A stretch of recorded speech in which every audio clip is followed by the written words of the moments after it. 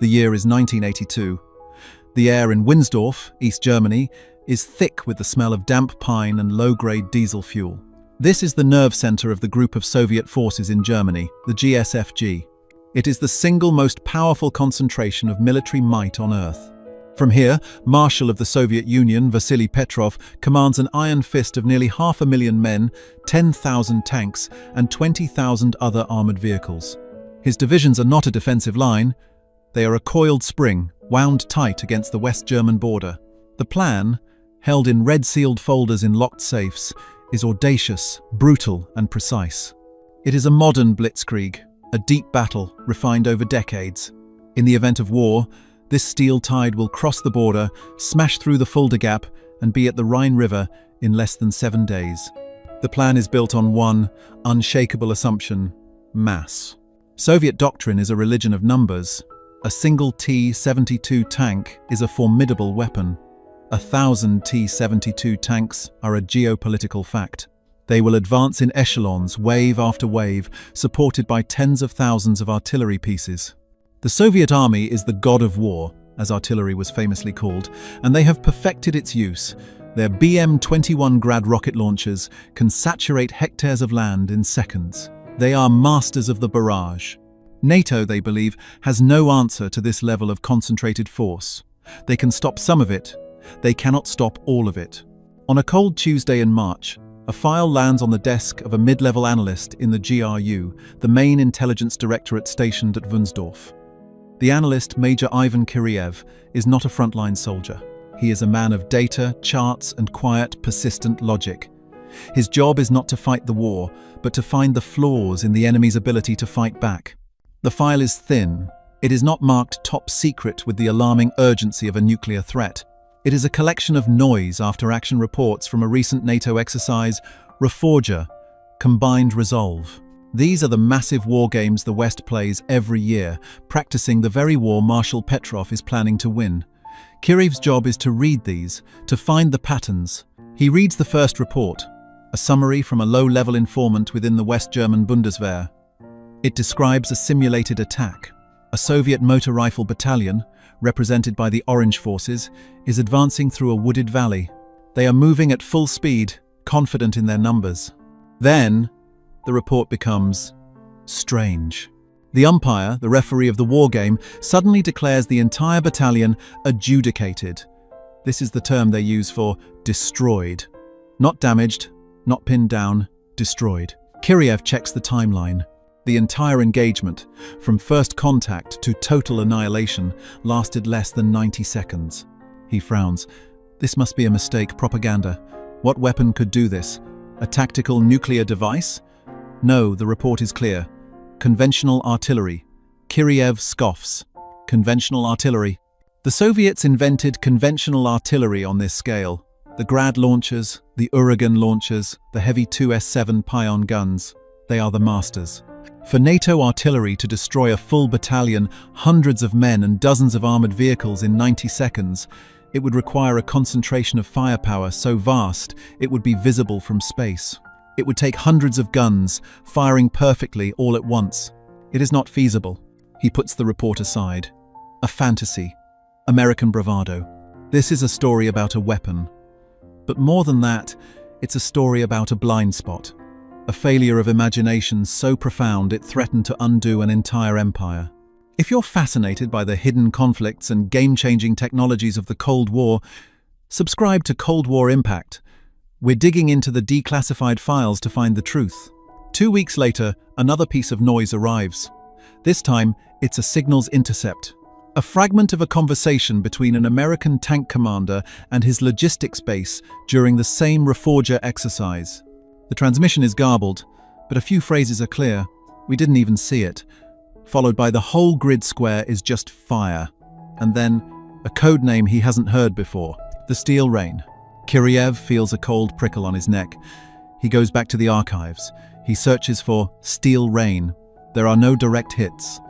But he finds other, similar anomalies. Reports from informants at American testing grounds, like White Sands in New Mexico, whispers of a new, divisional support weapon. The details are contradictory. One report claims it's a new, highly accurate anti-tank missile. Another insists it's a cluster bomb delivery system. A third says it's just a new, bigger howitzer. The confusion, he realizes, is the first clue. The Americans are not just building a new gun, they are building something that doesn't fit into the established categories. Kiriev is a student of doctrine. He knows his own, and he knows his enemies. Soviet doctrine is centralized. A general sees a target. He calls the artillery commander. The artillery commander directs his batteries. It is slow, powerful, and predictable. NATO doctrine, especially American, is moving towards something else. Decentralization, speed, flexibility. He pulls out a map of the Fulda Gap. He takes the original report, the adjudicated battalion, and places it on the map. He draws a small red circle. If this report is true, just one of these steel rain weapons. What could it do to the deep battle plan? The plan relies on timing. The first wave of T-72 tanks must break through and rush forward.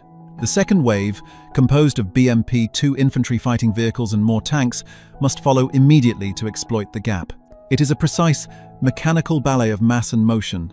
But this steel rain, it's not a scalpel, it's a hammer, and it strikes in a way Kiriev cannot yet comprehend. It strikes fast, faster than his own artillery could possibly respond. He begins a new file. The cover is blank, save for a single handwritten word, Stahl neu Dujit, steel rain.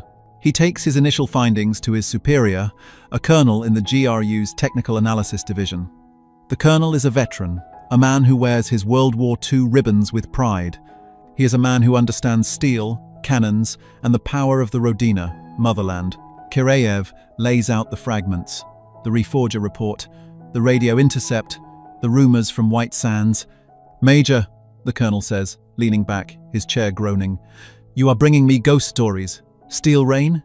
It is poetry, American propaganda to make their conscript soldiers feel brave. You know what I see?" He taps a thick file on his own desk. "I see the Pershing II, a missile that can strike Moscow in 10 minutes. That is a weapon. I see the stealth bomber they are building in secret. That is a threat. Colonel Kyrie, with respect, those are strategic weapons. They are for ending the world. This is a tactical weapon. It is for winning the war. It is for stopping our tanks. And we do not know what it is. We have the Grad," the colonel says dismissively. "We have the Smerch coming. Bigger rockets, heavier warheads. We will bury them in fire." "But sir," Kiriev insists, pushing the map forward, "they are not using it like a Grad. They are not saturating an area. The reports say they deleted a grid square. In seconds. From a single firing position. 1. The colonel stares at the map. The confidence in his eyes flickers, just for a moment, replaced by the ancient, weary caution of a man who has seen too many plans go wrong. He is a man of mass. The idea of one weapon system doing the work of an entire regiment of guns, it doesn't compute. It violates the laws of physics as he knows them. "This is nonsense," he finally says, but his voice is quieter. "The Americans are decadent. They try to build expensive, complicated toys to do the job that 100 good men and 100 good shells can do. And what if," Kiriev says, his voice barely a whisper, "what if this toy works? What if they have built a weapon that counters our single greatest advantage? What if our mass is no longer a strength, but a target?" The colonel pushes the file back. "Find me proof, Major. Not poetry, not ghost stories. Find me a technical schematic, a photograph, a piece of the weapon itself. Until then, you are chasing shadows. Focus on the real threats." Kiriev gathers his thin file. He walks out of the colonel's office, back into the grey, damp air of Winsdorf. He knows the colonel is wrong. The real threat is never the one you see coming. It's the one that doesn't fit your categories. It's the one that makes your doctrine, your experience, and your entire plan obsolete. He returns to his small, cramped office. He pins the map of the Fulda Gap to his wall. He looks at the small red circle he drew. The Americans, he knew, were not stupid. They were facing a tide of 10,000 Soviet tanks. They knew they could not stop it conventionally. So, they had two choices: surrender or initiate nuclear war. Unless there was a third option. Unless they had built something that changed the very mathematics of war. Cairo's investigation had just begun. He was no longer just an analyst. He was a hunter, and his prey was a ghost. He needed to find Steel Rain. He needed to know what it was, and he had a terrible feeling that, by the time he found it, it would already be too late. The mystery was no longer if the Americans had a new weapon, but how it could already be deploying, and why Soviet intelligence, the most powerful network in the world, had missed it completely. Major Ivan Kiryev's hunt for Steel Rain became a quiet obsession. He operated in the shadows of the massive GRU apparatus at Winsdorf, a building filled with men focused on tank counts, missile silos, and political defections. His superiors, like the colonel, were consumed by the big threats. The Pershing II missiles, the B-2 stealth bomber, the glittering, terrifying fantasy of the Strategic Defense Initiative, or Star Wars. These were weapons of Armageddon. They were understandable, in their own terrible way. They fit the doctrine of mutually assured destruction. Kiryev's ghost, however, was different. It was a weapon of war, a weapon designed not to end the world, but to win the conventional battle that would precede the apocalypse. This made it, in Kiryev's mind, infinitely more dangerous. He began his search not in the field but in the archives. He spent weeks in the dusty, poorly lit basements of the GRU's technical library, sifting through mountains of data. He reviewed every NATO exercise report from the last 5 years. He read technical journals stolen by Stasi agents from West German universities.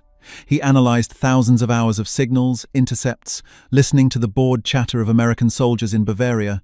He found the pattern. It was subtle, almost imperceptible, but it was there. The first clue was a change in language. In NATO reports before 1980, simulated Soviet armor attacks were blunted, channeled, or repelled. The language was defensive.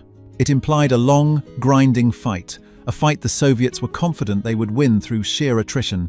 After 1980, the language changed. He found a report from a British liaison officer attached to the US 3rd Armored Division. The date was 1981. The officer, a man clearly accustomed to the understatement of the British military, described a shocking and disproportionate outcome. An entire orange Soviet tank company, 14 vehicles, was adjudicated in a single, what? He didn't have the word, a single salvo. The word salvo was the problem. A salvo of what? It wasn't an airstrike. The report was clear on that. No A-10 Warthog aircraft were in the area.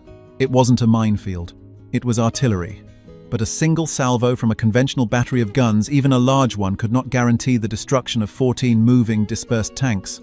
It was a statistical impossibility. Kiryev felt his pulse quicken. He cross-referenced the date and location with his own signals.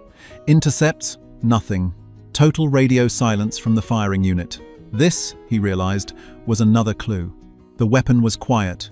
Not in sound, but in its electronic signature. It didn't need a forward observer to be sitting on a hill with a radio, walking the shells onto the target.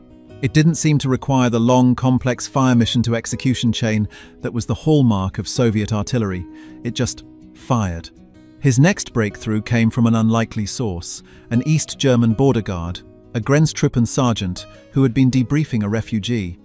The refugee wasn't a spy. He was a truck driver from Stuttgart who had simply gotten lost, panicked, and driven his truck through a checkpoint. He was worthless, except for one comment he made during his interrogation. He complained about the noise. He lived near the Grafenwehr training area, a massive American base. He said for the last year he couldn't sleep. It wasn't the boom of the tanks, he said. He was used to that. It was. The scream. He described it to his interrogator. It is not a whoosh like a grad, you understand. A grad sounds like the wind. This sounds like a ripping, like the sky is being torn open. A dozen times, one after another. Shh, so fast. Then silence. And maybe 10, 15 seconds later, the whole world just rumbles. Kiryev read the transcript 3 times. A dozen times. So fast. He did the math. The Soviet BM-21 Grad was the king of rocket artillery. It could fire its 40 rockets in 20 seconds. That was 2 rockets per second. The driver was describing something else, a faster rate of fire. 10, 15 seconds later, the whole world rumbles. This was the key. 10 to 15 seconds. This was the time of flight. Kiriyev pulled out his artillery tables. A standard 152mm shell from a Soviet 2S-3 Akatsiya self-propelled gun would take nearly 40 seconds to travel 10 kilometers. For a rocket to have such a short time of flight, it must be moving fast, incredibly fast. But the whole world rumbles? That wasn't a single shell, that was saturation. Kiriyev was looking at a paradox. The weapon had the speed of a rocket, but the impact of an entire regiment of heavy guns, and it was being fired in a single, rapid salvo. He returned to the colonel. This time, he didn't bring ghost stories. He brought data. "Colonel," he began, laying out the new reports. "The refugee interrogation, the British liaison's report. The pattern is clear. The Americans have a new multiple launch rocket system." The colonel was unimpressed. "A rocket system? So? We have had Katyusha rockets since 1941. We have the Grad, we have the Uragan, now we have the Smerch. Our rockets are bigger, they carry more explosives, and we have more of them than they do. This is not a threat, Major.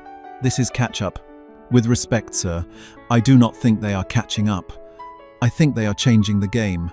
Kirillev's voice was firm. "Look at the doctrine. Why do we use the Grad? We use it for area suppression. We fire thousands of rockets to churn the earth, to break morale, to keep the enemy's head down while our tanks advance. This is the correct use of artillery," the colonel said, nodding. "Massed fire. But the Americans? They are not using steel rain for suppression. They are using it for destruction. The reports do not say the battalion was pinned down. They say the battalion was destroyed. This is not a suppression weapon, Colonel. This is an anti-armor weapon." The colonel stopped. He stared at Kiriyev. "An anti-armor rocket? From artillery?" He shook his head. "Nonsense. A rocket is an inaccurate weapon. You cannot hit a tank with a Grad rocket unless you are lucky. That is why we have anti-tank guided missiles, the Fagot, the Concours. That is why we have tank guns. You are confusing categories, Major." "Am I?" Kiriyev pushed forward, his voice dropping. "Or have they created a new category? What if the rocket itself is not the weapon? What if it is just the delivery system?" This was Kirillev's leap of logic. The scream, the rumble, the destruction. What if the steel rain wasn't the rocket, but what the rocket carried? "A cluster warhead," the colonel muttered. "We have those. They are messy, unreliable." "Ours are, yes," Kiriyev agreed. "Simple bomblets, good against infantry in the open. But what if their bomblets are smart? What if they are not just bomblets, but submunitions? Small shaped charges designed to punch through the top armor of a T-72 tank?" The room went cold. The implications of this were horrifying. The T-72 tank, the T-64, the new T-80, they were magnificent beasts. Their frontal armor was a composite blend, meters thick in effective protection, all but immune to NATO's 105mm tank guns. But their top armor, the engine deck, the turret roof, it was thin. Just centimeters of steel, designed to protect against shrapnel and machine gun fire, not a direct attack-shaped charge. The colonel sat down. He was no longer a dismissive bureaucrat. He was a soldier, and he finally understood the threat. "If what you say is true," he said slowly, "every tank in the GSFG is vulnerable. All of them. Not just vulnerable," Kiriyev said. "Obsolete. Our entire deep battle plan is based on concentrating our armor for a breakthrough. We must mass our forces. But if they have this weapon, our mass is no longer our strength. It is our vulnerability. It is a target." The colonel's face was pale. "You are saying that a single, unseen weapon from 10 or 15 kilometers away can fire a salvo and kill an entire battalion of our best tanks in 90 seconds. I am not saying it, Colonel.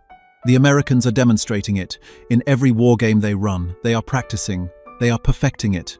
And we have nothing to counter it." A new urgency gripped the Winsdorf headquarters. Kirillev's ghost story was now the #1 priority for GRU's technical division. The order was simple: find steel rain. Kiriyev was given new resources, a team of analysts, priority access to signals intelligence. He sent requests to KGB Residentura stations in Washington and Bonn. He tasked Stasi agents to get close to American bases. The more they dug, the worse the picture became. They finally found a name. Not a code name, but a designation. An agent in a low-level procurement office at the Pentagon passed on a budget line item. It was for ammunition for a system designated the M270. M270. It meant nothing. They searched for M270. And they found it. The first photograph. It was not a blurry spy shot from a moving car. It was a crisp, clear public relations photo from an American defense contractor's magazine. The Americans weren't even hiding it. They were bragging about it. Kiriev and the colonel stared at the photograph. It was confusing. It did not look like a weapon. It looked like a box on a tracked chassis. It was ugly, utilitarian. It was a modified chassis from an M2 Bradley fighting vehicle.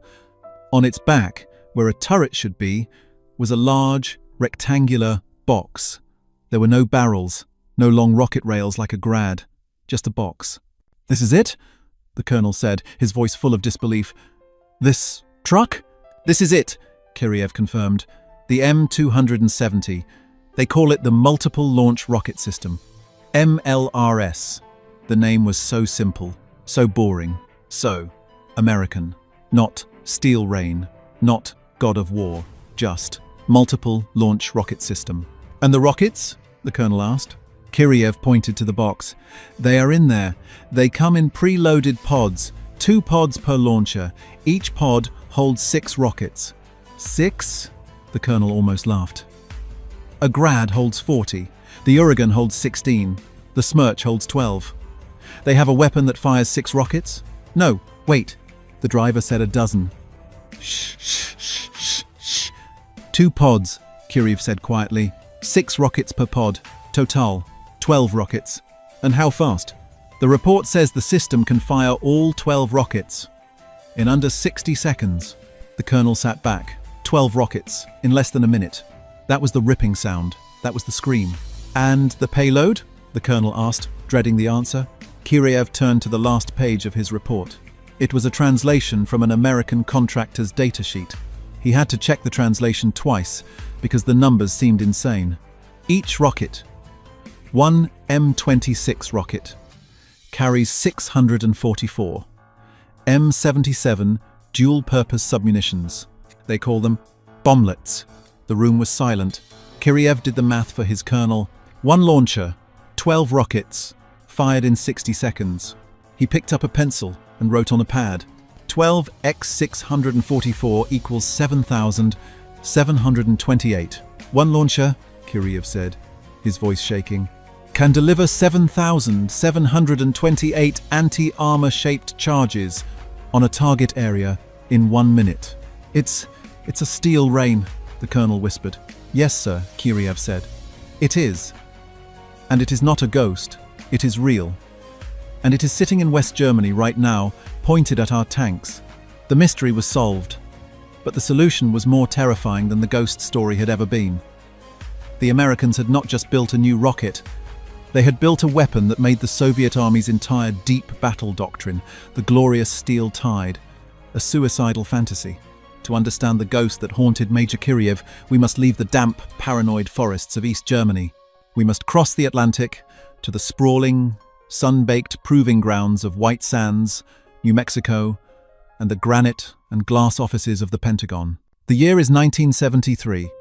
The United States is reeling. The trauma of Vietnam is a fresh, open wound. The US Army is demoralized, underfunded, and hollowed out.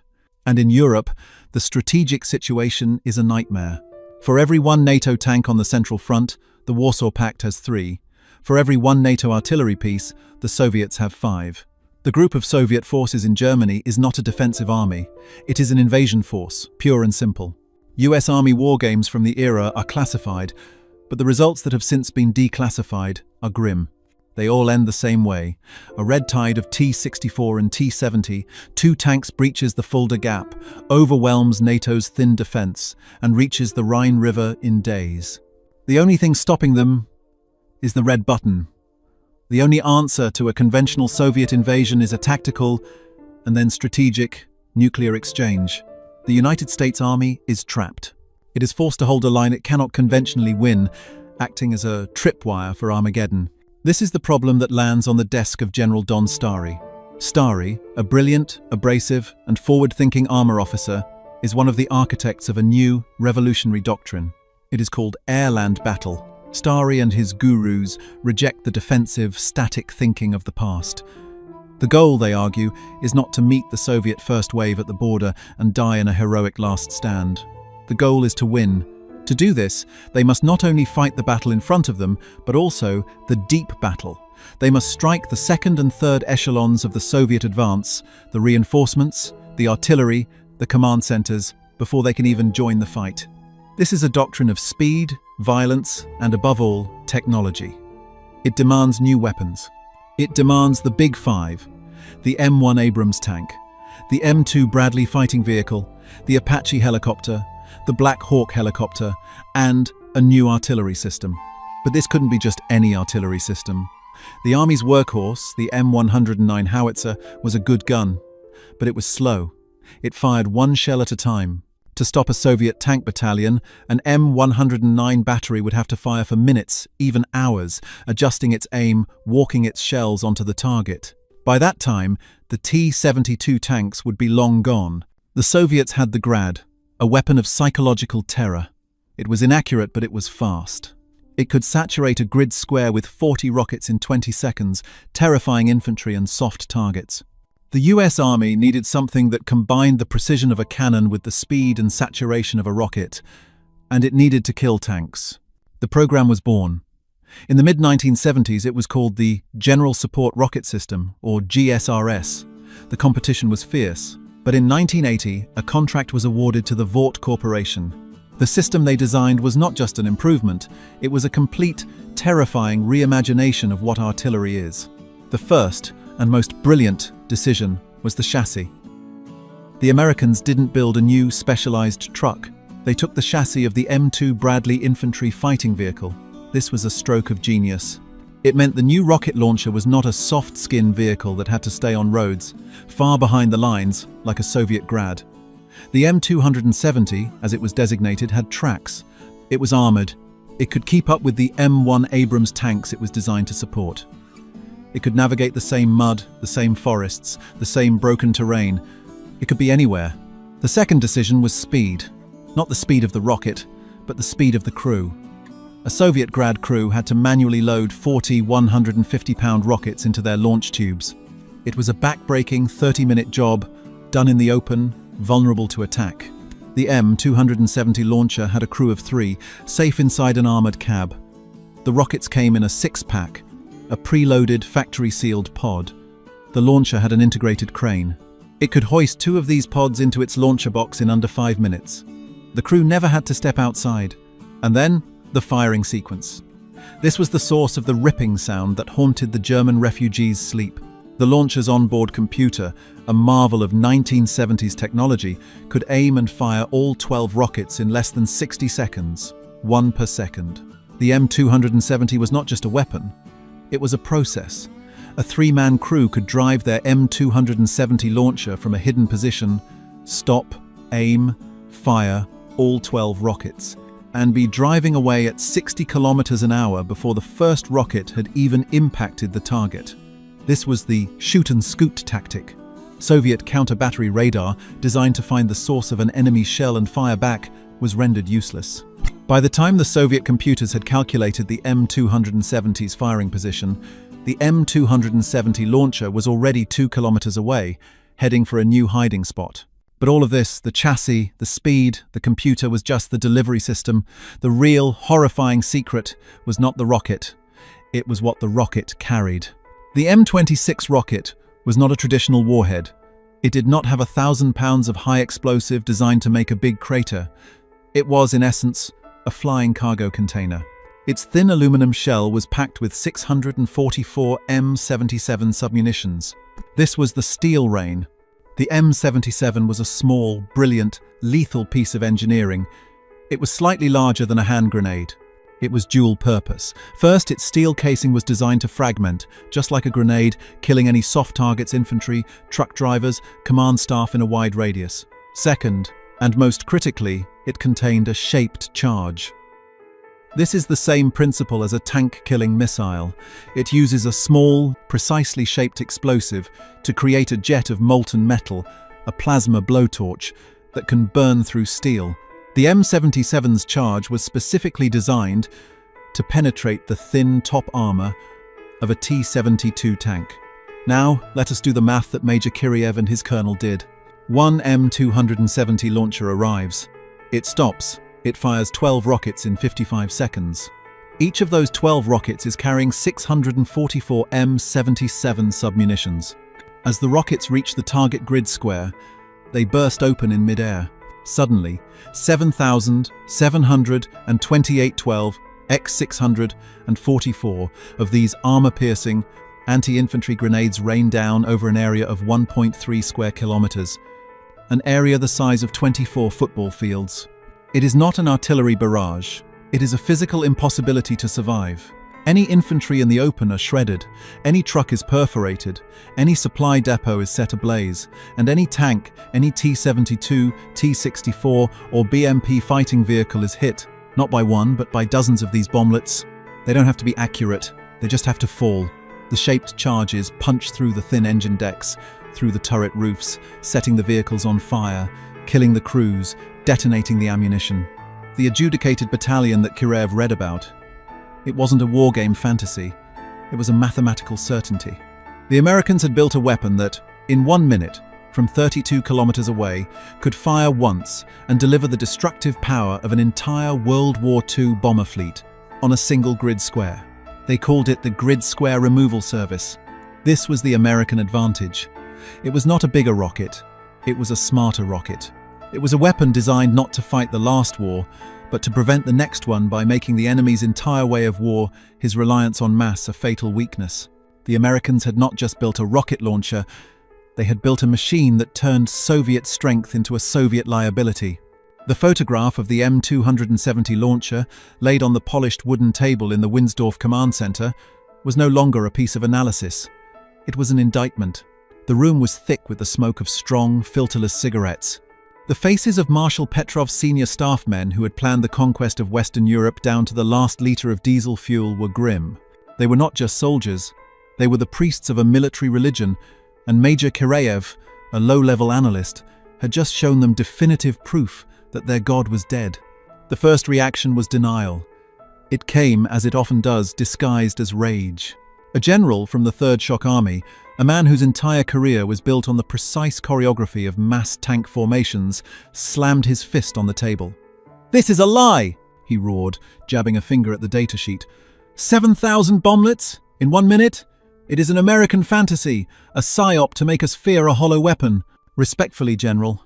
Kiriev's voice was quiet, but it cut through the smoke. The data is confirmed. We have it from 3 separate sources. The specifications are not a fantasy, and the Reforger exercise reports. They are the results. Then it is a toy, another officer from logistics retorted. They will build 10 of them. They are decadent. They cannot afford to build this in numbers. We have 20,000 Grad launchers. 20,000. Mass is still ours. The initial American procurement order, Kiriev said, turning a page in his file, is for 300 launchers for the European theatre alone, with a stockpile of 300,000 rockets. They are not building 10, they are building enough to stop every tank division we have. The room fell into a dreadful, suffocating silence. The what-if had vanished, replaced by the crushing is. Marshal Petrov, who had been silent, finally spoke. He was an old man, a veteran of the Great Patriotic War. He had seen Katyusha rockets burn Berlin. He understood artillery.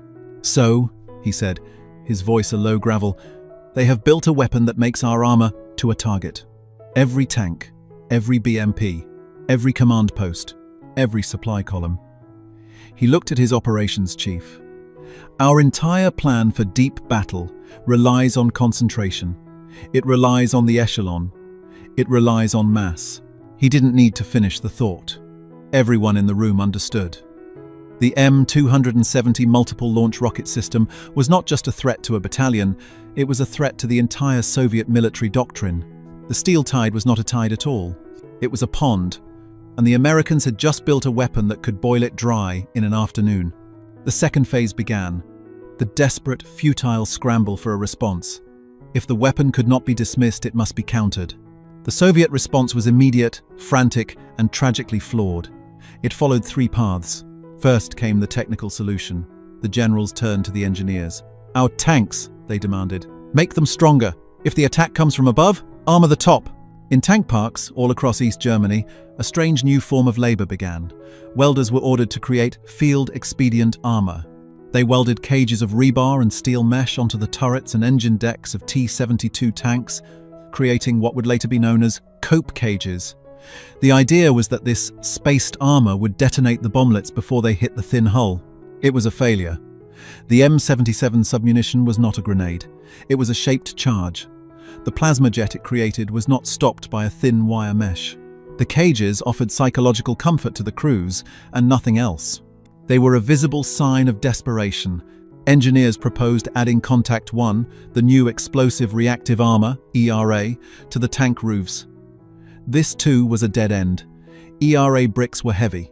Covering the massive flat top of a tank was impractical, and it was designed to stop single large missiles, not a rain of 7,000 small charges. There was no technical fix. The second path was tactical, the counterhunt.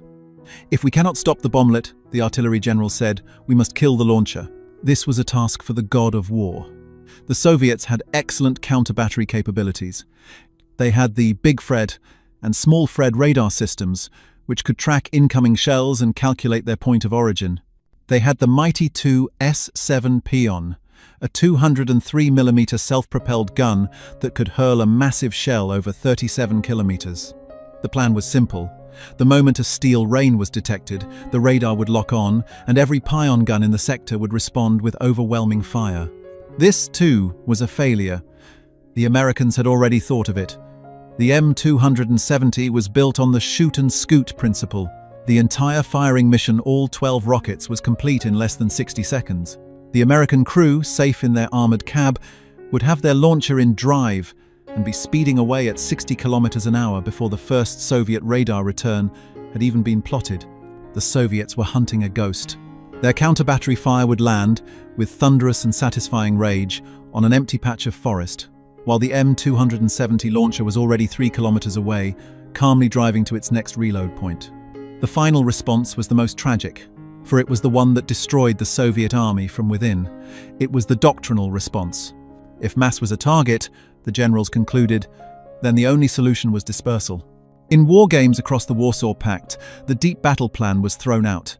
The glorious massed echelons of tanks were broken up. Divisions were ordered to advance in smaller, company-sized packets, separated by kilometers of empty terrain. On paper, this saved them from the MLRS. A single steel rain salvo could now only kill one small unit, not an entire battalion. But in reality, this was the defeat. Dispersal was the opposite of Soviet doctrine. A dispersed force could not achieve a breakthrough. It had no shock value. It was slow, uncoordinated, and impossible to command. By spreading out to avoid the M2 LRS, the Soviet tank units made themselves perfect targets for the other new American weapons. A small, isolated company of T-72 tanks was no match for a hunter-killer team of M1 Abrams tanks and Apache helicopters. The air-land battle doctrine had created a perfect, interlocking system of death. If the Soviets massed, the MLRS would kill them. If they dispersed, the Abrams and Apaches would kill them. There was no third option. Major Ivan Kiryev stood on a rain-soaked observation tower, watching a division of the 1st Guards Tank Army practice its new, dispersed attack. It was a disaster. The units were out of sync. The command and control failed. The attack fizzled out into a traffic jam. He looked at the colonel, who was now a permanent fixture by his side. "They're trapped," Kiryev said, not with triumph, but with a profound sadness. "We are forcing them to practice how to be defeated." The colonel lit another cigarette, cupping it against the East German wind. "You were right, Major. You found your ghost." "It's not a ghost," Kiryev replied, watching the tanks flounder in the mud below. "It's a conclusion. The Americans have built a weapon that has ended our way of war, and the war hasn't even begun." The shock was no longer about a single weapon. The shock was the sudden, horrifying realization that the entire 40-year-old Cold War, the vast, grinding, trillion-ruble military machine, was already obsolete. The M270 multiple launch rocket system was never fired in anger against the divisions it was designed to kill. The Fulda Gap, the North German Plain, the Winsdorf Command Center, these places remain as frozen relics of a war that, mercifully, never came. For Major Kiriev and the generals of the group of Soviet forces in Germany, the M270 remained a ghost, a what-if, a terrifying calculation on a map. They spent the last years of the 1980s in a state of quiet paralysis, trapped between a doctrine they knew was suicidal and the impossibility of creating a new one. They were commanding the most powerful and simultaneously the most obsolete army on Earth. But the final brutal verdict on their entire way of war would not be delivered in the forests of Germany. It would come, fittingly, in a flat, featureless desert, half a world away. The year is 1991, the Gulf War. Saddam Hussein's Iraqi army is the fourth largest army in the world. It is a mirror image of the Soviet model. It is organized on Soviet lines, trained by Soviet advisors, and equipped with Soviet hardware. Thousands of T-72 and T-55 tanks, thousands of BMP fighting vehicles and artillery pieces. It is the GSFG, in miniature, transplanted to the sands of Kuwait. And its doctrine is pure, unadulterated deep battle. Its divisions are dug in massed echelons, ready to absorb a ground assault. On the other side, the United States Army has arrived, and it has brought its Big Five. It has brought the M1 Abrams, the M2 Bradley, the Apache, and it has brought the M270 MLRS. For the first time, the Steel Rain is no longer a wargame theory. It is a combat-deployed reality. The air war, Desert Storm, lasts for weeks. But the ground war, Desert Sabre, is the true test.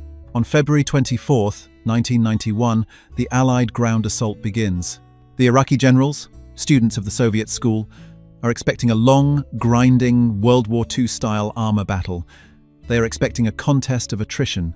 What they receive is the Grid Square Removal Service. The American M270 launchers, which the Iraqis had no answer for and barely knew existed, move forward with the armored columns. The M270 batteries of the US 3rd Armored Division and the 1st Infantry Division, alongside their British counterparts, are unleashed. The results are not a battle, they are a culling. Any Iraqi unit that masses is deleted. Any artillery battery that fires is deleted. Any reserve tank battalion moving to the front is deleted.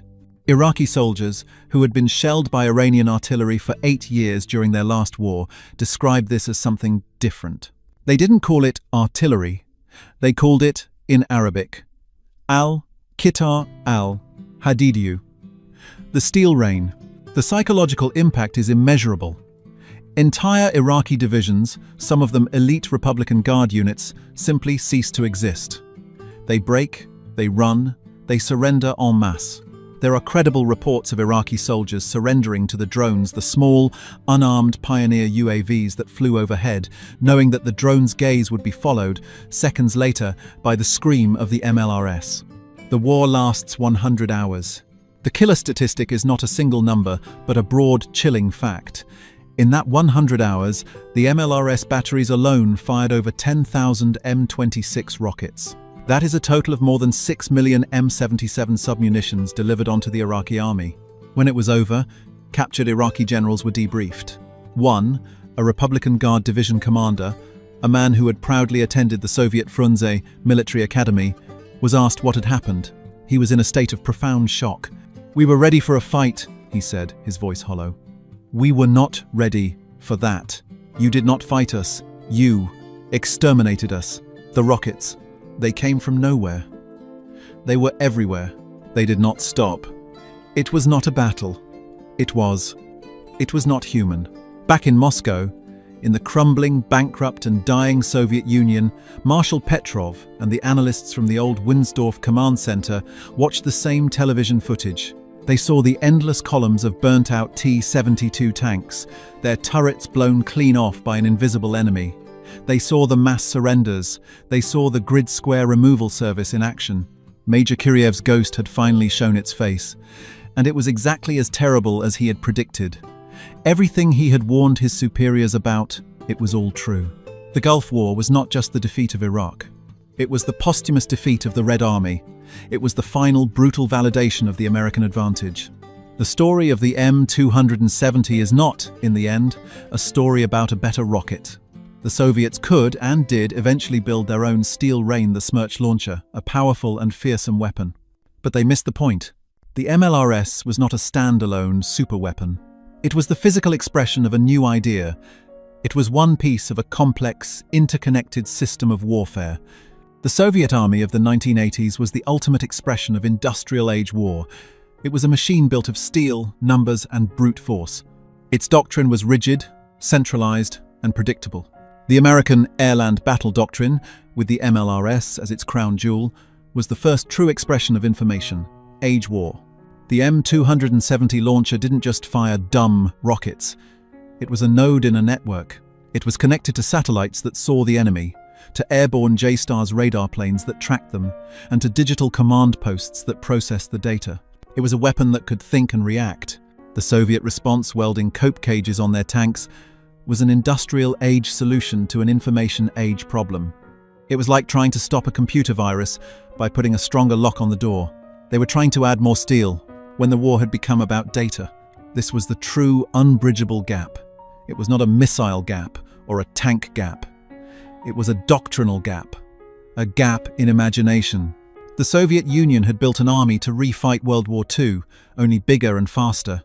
The Americans, haunted by the near disaster in 1973 and the trauma of Vietnam, had forced themselves to imagine something new. The M270 MLRS was the answer. It was a weapon that proved that speed could beat mass, precision could beat numbers, and information could beat steel. The generals in Wunsdorf were not stunned because a rocket could fire quickly. They were stunned because they were staring at a piece of hardware that proved their entire worldview, their military religion, the very foundation of their superpower status, was a dangerous, hollow, and tragic illusion.